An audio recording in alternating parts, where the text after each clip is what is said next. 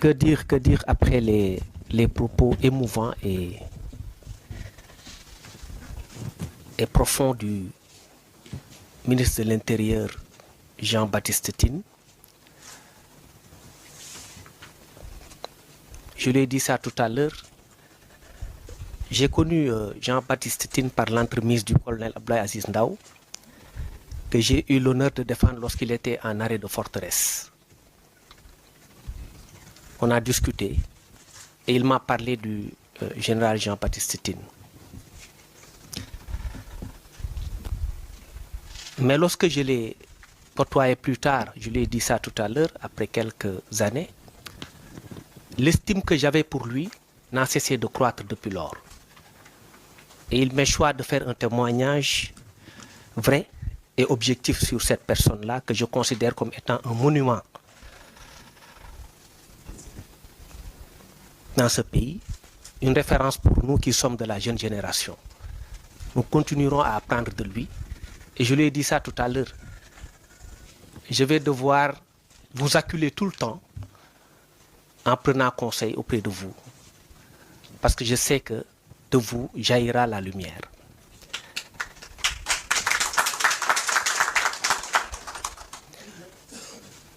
Je suis assez ému, très ému même, toute proportion gardée, par rapport à la lourde charge qui nous attend et dont nous sommes parfaitement conscients. Mais au moment où je prends la parole, je pense à quelqu'un qui était avec nous. Je veux parler des avocats. Et qui se sont battus pour que ce pays change. Qui ont contribué de manière exceptionnelle à l'avènement d'une nouvelle ère. Je les salue, ils sont là. Vous me permettrez juste de citer les trois qui sont devant moi, parce que je vous vois tous. Il y a Massor Nakan que je vois, mon maître Siré Clédorli et Saïd Larifou qui nous vient de Paris, juste pour assister à cette cérémonie-là. Donc je ne pouvais m'empêcher de parler de lui, de le citer. Je pense particulièrement, disais-je, à Cheikh Khoureyshiba. Et je prie qu'Allah lui accorde sa bénédiction et son pardon là où il est. Mon général Jean-Baptiste Tine, ministre de l'Intérieur et de la Sécurité publique. Monsieur le secrétaire général du ministère de l'Intérieur et de la Sécurité publique. Monsieur le directeur général de l'administration territoriale. Monsieur le directeur général de la police nationale. Mon général au commandant de la gendarmerie nationale, directeur de la justice militaire. Mon général, commandant la brigade nationale des sapeurs-pompiers, monsieur le directeur général des élections, monsieur le directeur général de l'agence d'assistance à la sécurité de proximité, mesdames, messieurs les directeurs nationaux, chefs de service et personnels du ministère de l'Intérieur et de la Sécurité publique, mesdames, messieurs, chers invités, en vos rangs, titres, grades et qualités. C'est avec humilité, un sens élevé du devoir et une conscience aiguë des responsabilités qui m'incombent que je prends aujourd'hui mes fonctions de ministre de l'Intérieur et de la Sécurité publique de la République du Sénégal en remplacement du général de corps d'armée, le général Jean-Baptiste Tine. Je voudrais remercier particulièrement son Excellence, Monsieur le Président de la République, Monsieur Bassirou Diomaye Diakhar Faye, et son Premier ministre, M.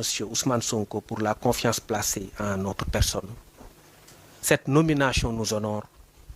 Elle honore tous ces gens qui sont là. Elle m'engage aussi davantage. Je mesure donc pleinement la dimension stratégique, régalienne et hautement sensible de ce département ministériel, dont Feu Djibo Leyti Ka, paix à son âme, disait à juste titre qu'il constituait la colonne vertébrale de l'État. Notre pays, le Sénégal, demeure un havre de paix, de stabilité dans un environnement régional fragile, exposé à des menaces multiformes, des agressions, violences urbaines et en milieu rural. Notre priorité sera d'assurer le bon ordre, la tranquillité et la sauvegarde des personnes et de leurs biens. Nous devons davantage remettre en selle l'ordre, le civisme entre autres, la sûreté, la salubrité et la tranquillité publique. Je le dis avec toute la gravité qui s'y est. Ces objectifs seront au cœur de notre action.